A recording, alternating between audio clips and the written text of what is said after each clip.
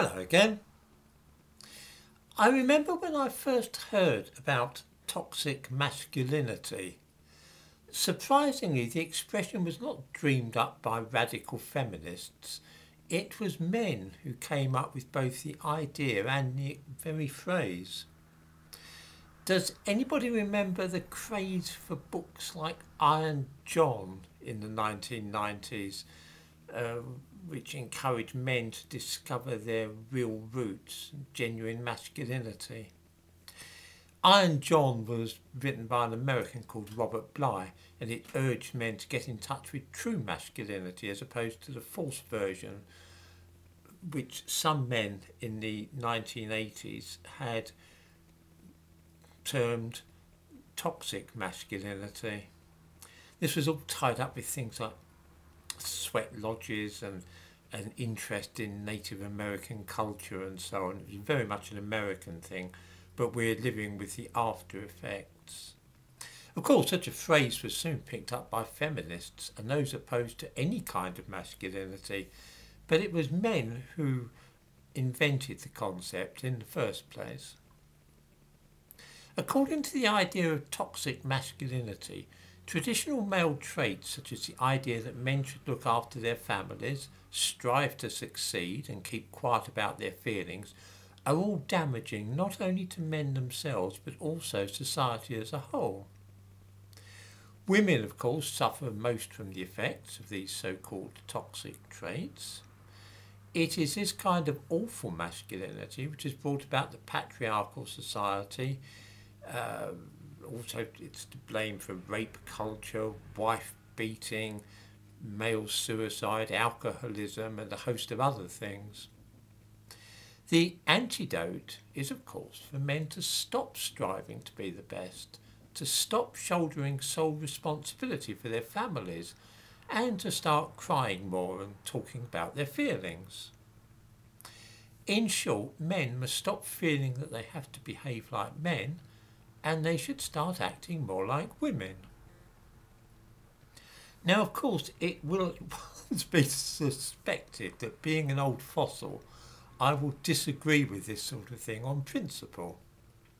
There is probably something in this, but my objections run a little deeper than just an innate mistrust of new ideas.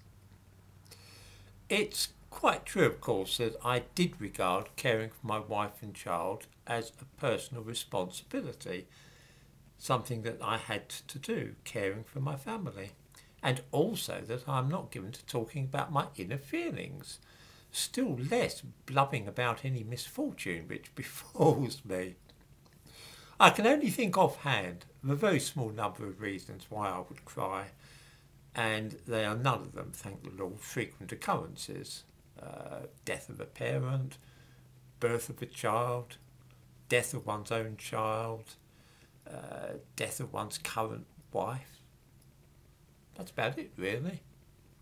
This is perhaps why I haven't shed a tear for 30 years or so. I'm not sure if this has been harmful to my psychological well-being, but letting all the world know how I am feeling has seldom seemed to me to be a particularly good idea.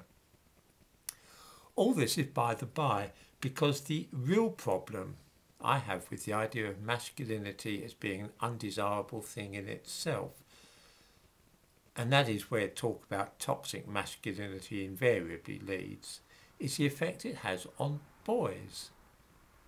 In an educational system which is almost entirely run by and staffed by women, it is hardly surprising that many of them find male characteristics in boys hard to understand and very unwelcome. I get that. It's why kicking balls around playgrounds is now banned in many schools.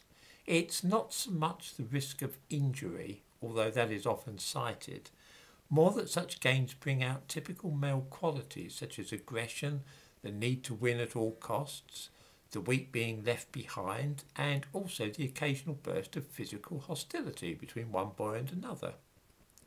All this kind of thing is regarded with horror by left-wing women teachers, and they do their best to stamp it out.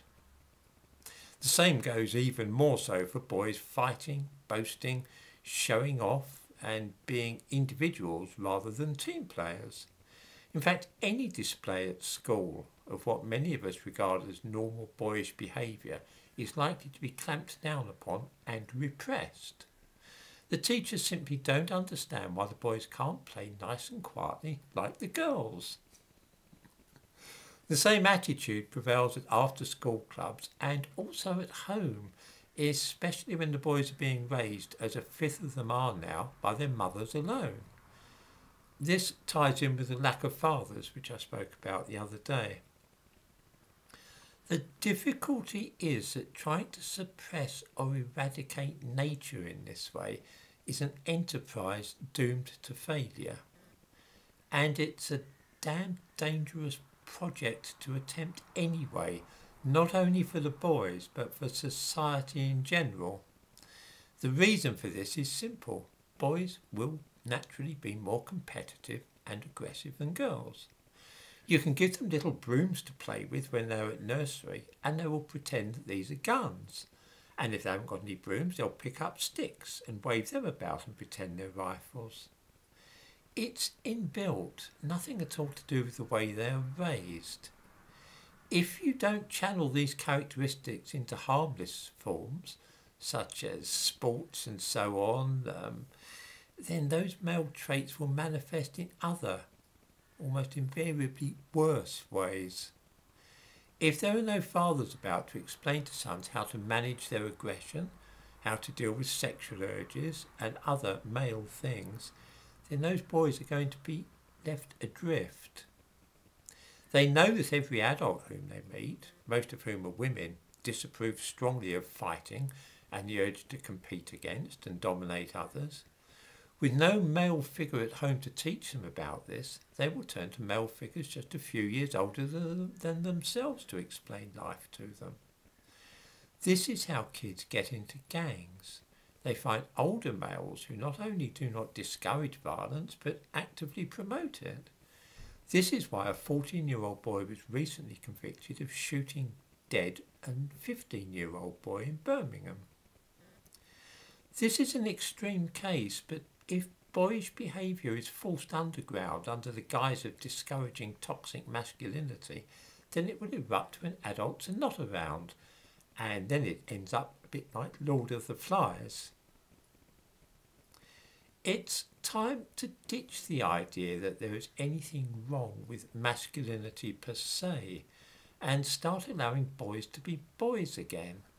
It's also time for society to encourage traditional families a little more, and for people to realise that growing boys need good models of masculinity whom they can emulate.